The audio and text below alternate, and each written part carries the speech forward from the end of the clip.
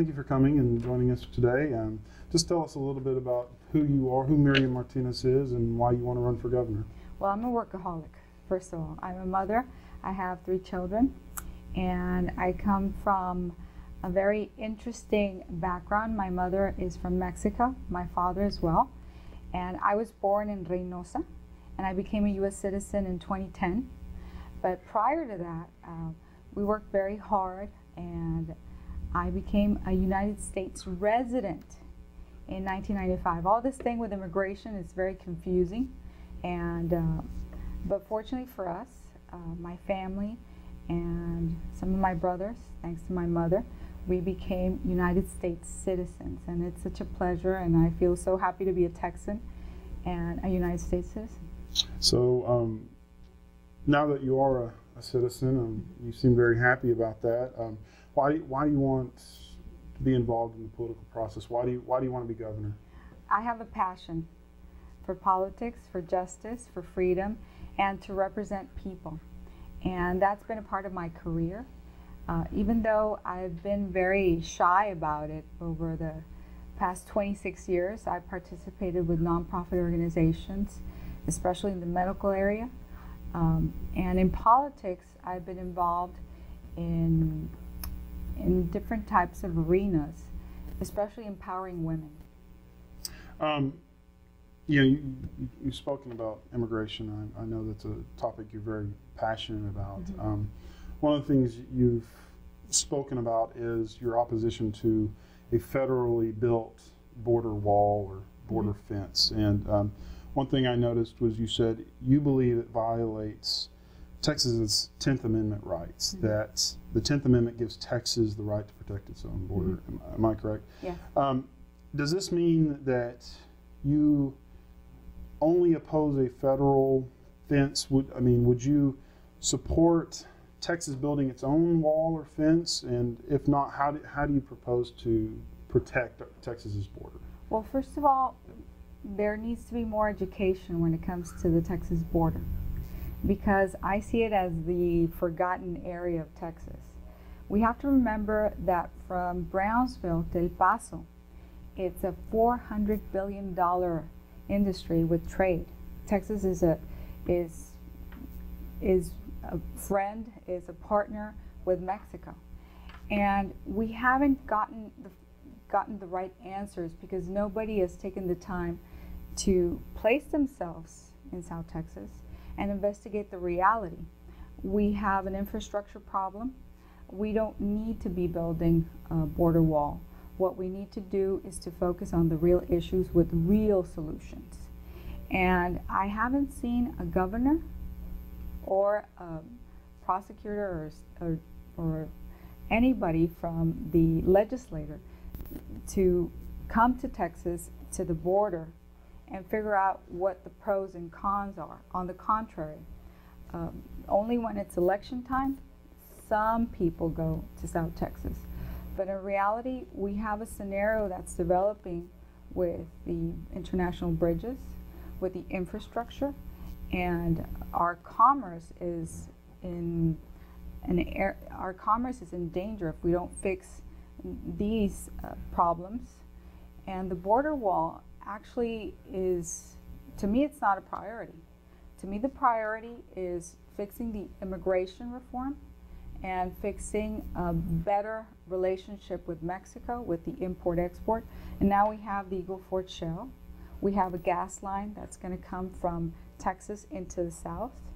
And there's other areas that we need to be working on with strategies that benefit the state economically and also to help the area when it comes to border security. So it's not a one-size-fits-all issue. We need to really focus on separating each one and not try to clutter everything just by signaling border security. It's not that. It's going to affect our pocketbooks. It's going to affect our taxes if we don't control it. So it's very delicate. It's a serious matter, and I would like to see more people involved, and it starts with the governor.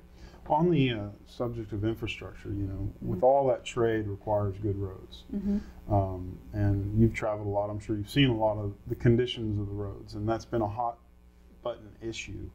One bill that passed this year, SB 1730, creates 18 new toll roads in Texas. And tolls are always controversial because you don't want to pay to drive on a road you already paid for. And then the other issue is that a lot of private companies manage these roads, and they receive profits off of what you're paying for that road to be maintained. Do you think that toll roads are the answer to fixing our transportation system, or do you have an alternative plan? Well, we need to see the infrastructure and to place, if it's already passed, the bill, then we need to study the area where the toll roads need to be in place, because you need to take into consideration that you have the school districts. It has to be a plan that strategically helps the area and doesn't cause other problems. One example is Cotula.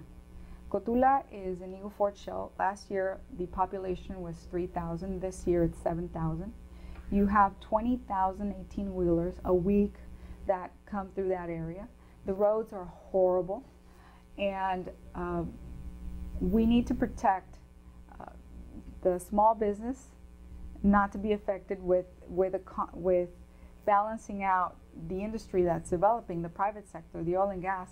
So we really need to have a plan studying the area and not just putting toll roads in areas that are not needed. One of the perceived threats is Texas turning from a red to a purple to a blue state. And Governor Perry said that's not going to happen. One thing we found out, or one thing we've looked at, is that in the last legislative session, nearly 1,400 bills were signed into law by Governor Perry. Nearly half of those bills signed into law were authored by Democrats. And only 26 were vetoed. So less than 2% of all the bills signed into law were vetoed. Is this a problem considering Republicans have such a large majority in the House and the Senate? And how will you handle such a large volume of Democrat legislation being sent to your desk? Well, first of all, we need to be colorblind. It shouldn't be blue, red, purple, yellow. It should be about what the Texas or Texans need. I think that true leadership places the opportunities to empower people and not the government. So if the laws that were passed or vetoed do not benefit the state of Texas, so be it. But we have 5,000 new laws every session, and then we have the amendments that come with it. If we have representation that really works for the state of Texas, let's protect that. I'm a strong believer in term limits. And I believe that the Republican Party and the Democrat Party should work together to solve the issues instead of picking areas that are safety for next year's campaign or the next 2 years that are coming into play. We can't forget the integrity of our Texas Constitution, which, by the way, half of it is not, it needs to be revised. I haven't seen anybody talk about our Texas Constitution and an upgrade for it. Well, it's so big, no one wants to read it. So. Well, but we need to address the issues that really matter, because if not, we're hoarding, or we're creating clutter with the new generations, the new laws that are being passed or being vetoed, and we don't have a transparency there. And I think I would love to take that challenge and to delegate power to those that are efficient, that bring results to the table, and that fight for Texas. Not the ones that like to candy coat things and put the problems underneath the rug and play along to get along. I don't believe in that. I believe that Texas needs true leadership, And to continue answering your question, I really want to see more people, more men and women from our state, not legislators, step up to the table. I think we need to have a mixed, a combined set of ideas, because we can't count on lawyers all the time. They're doing their job, but we're ignoring the necessities of the people, of the students, of the mothers, of the fathers, of people that have gone through a divorce. We need to start to be more sensitive to the area. You've run for office before. Mm-hmm. One of the issues that came up last year in that race was the fact that you were a Democrat and you switched and ran as a Republican. And you've labeled yourself on your political website, on your campaign website, as a moderate conservative.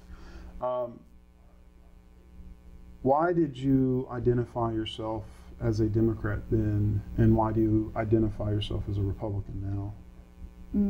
I'm very blunt about things. I didn't know what the Republican Party was all about. In South Texas, all you know is blue. And once I started to connect with Abilene Christian University, with State Representative Robert Hunter, which served as a Republican for 20 years, I really saw a big difference from the establishment in South Texas that controls your ideas. I was already being told what to choose, what to do, what to fight for. And one of the things that I completely disagreed was abortion. I'm pro-life. I understand when certain scenarios happen, like rape or problems that are really severe, that need to be addressed with kindness, with compassion, understanding what women go through. And the Democrats were ready to hand me over to Annie's List or all these organizations, or Planned Parenthood. When I investigated them, I was not going to sell myself. So I switched parties, and I'm very proud of that occasion. And I was welcomed with open arms by other members of the Republican Party. I didn't know it was so important to switch parties. Since I live in America and I'm free to decide what party I want, I thought, okay, it's my decision. It's nobody else but mine. But when that happened, everybody was shocked and started to disapprove of me running for state representative because I abandoned a blue party. I didn't abandon a blue party. I'm just firm on what I believe in. And I'm not afraid, or I don't regret that event. You've spoken about how you believe South Texas is ignored. Do you think that's a systematic problem, or do you think it's the fault of the representatives down there not bringing South Texas to the public's attention? It's a very interesting scenario, and I'm going to be very honest. There's corruption in South Texas.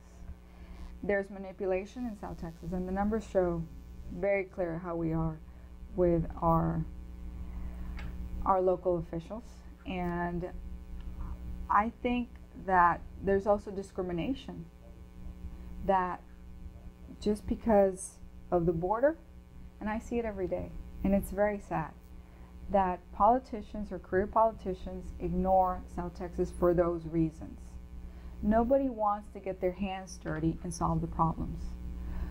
If we have term limits, we wouldn't have problems with our sheriffs. We can talk about Panama Unit. Nobody wants to address Panama Unit because they're afraid.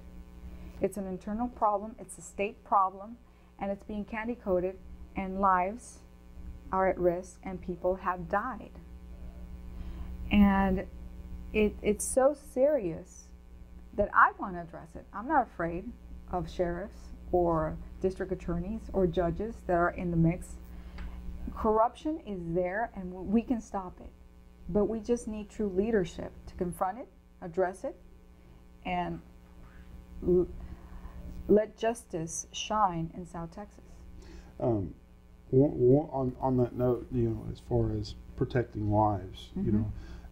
A lot of Second Amendment advocates in Texas are fighting hard for open carry of handguns.